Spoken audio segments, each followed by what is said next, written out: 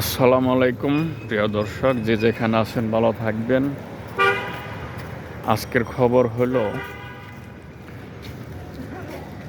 শুনলাম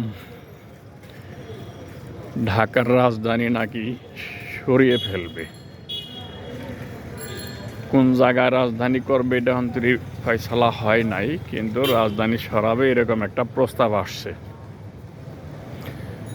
তো ঢাকা সিটির কাজ শেষ না হওয়া পর্যন্ত এটার যে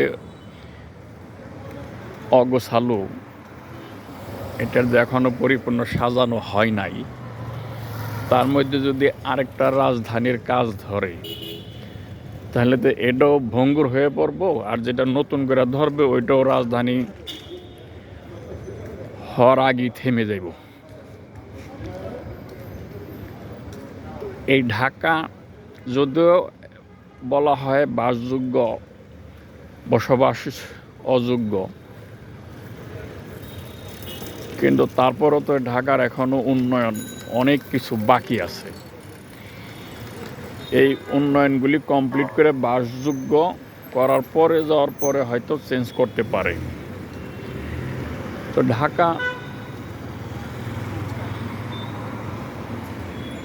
ঢাকার যদি বাসযোগ্য না করে যদি আগে সরাই ফেলায়, তো বাংলাদেশ কি ওই রকম ধনী দেশ যখন তখন মনে চাইলে যে কোনো জায়গায় টাকা বিনিয়োগ করলো? যে দেশের টাকার এখনো মান নাই, একটা ডলার 120 টাকা 25 টাকা, যে দেশের দারিদ্র সীমার নিচে বসবাস করে এখনও প্রায় 30%।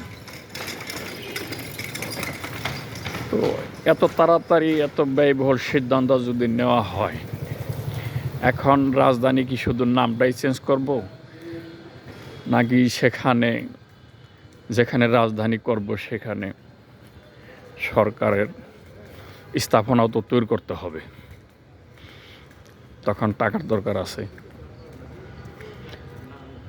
তো টাকা যদি না পায় তাহলে কেমনে এটা সম্পন্ন করবে? এই ধরনের চিন্তাভাবনা এখনও সেই পরিবেশ তৈরি হয় নাই। দেশের অনেক কিছু বাকি। এই দেশের অনেকে আছে গৃহহীন, ঘর নাই, দুয়ার নাই।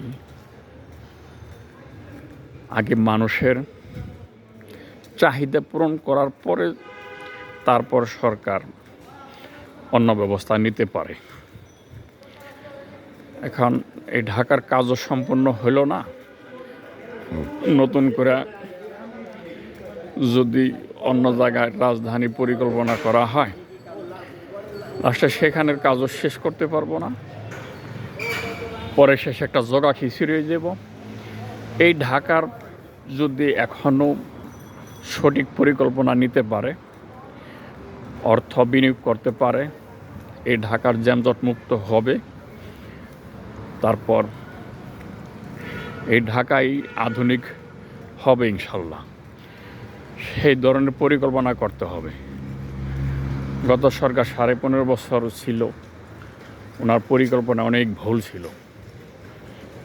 এক্সপ্রেস হয়ে করছে, এলিভেটেড এক্সপ্রেস করছে, অনেক কিছু করছে, করার পরেও কিন্তু মেন রাজধানীর জ্যাম কমাইতে পারে নাই। তার কারণ কি?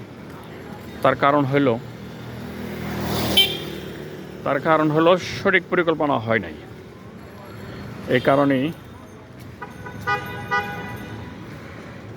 কারণেই মনে করেন যে এখনও জ্যাম কমে নাই। সঠিকভাবে পরিকল্পনা করলে ঢাকার যে জ্যাম, ঢাকার যে কয়টা গাড়ি, এটা এখনও কিছু না। এটা এখনও তেমন একটা প্রভাব পড়বে না যদি সঠিক পরিকল্পনা এখনও করে। আলতু ফালতু অপচয় না করে ঢাকার আগে যেটা প্রয়োজন সেটা বিনিয়োগ, সেটা পরিকল্পনা সঠিকভাবে করলে ঢাকার মানুষ শান্তি পাইব এবং ঢাকা আধুনিক হবে। তারপর যানজট কমবে। আর হইল যদি অন্যত্র জায়গায় এখন শুরু করে যে রাজধানী সরাই নেবে। এটা সম্ভব, ধনী দেশ হলে সম্ভব হয়। কারণ ঢাকাটা বাংলাদেশের একটা সেন্টার পয়েন্ট। এই দেশে এই ঢাকার মানুষ আসতেই হবে, যত পরিকল্পনাই করুক সেন্টার পয়েন্টে আসতেই হবে। এটা অনেক অবকাঠামো আছে, অনেক পুরান অনেক শিক্ষা প্রতিষ্ঠান, সরকারি হাসপাতাল, বিভিন্ন সরকারি অফিস এগুলি আছে। এগুলো তো আর মনে করেন যে মনে চাইলেই সরাইতে পারবো না। তার চাইতে একটা কাজ করতে পারে, ঢাকার পশ্চিম সাইড এখনও মাইলকে মাইল ফাঁকা জায়গা আছে, প্রায় পদ্মা সেতু পর্যন্ত, একেবারে ঢাকা দোহার নবাবগঞ্জ পর্যন্ত। এখানে আর 2 ঢাকার সমান জায়গা আছে ফাঁকা। এটা ইচ্ছা করলে প্রপারলি ইউটিলাইজ করতে পারে। এখানে অনেক রাস্তাঘাট করা আছে, সরকার এখানে ব্যয় কম হবে। এখানে সরকারি বিভিন্ন প্রতিষ্ঠান নিতে পারে ইচ্ছা করলে।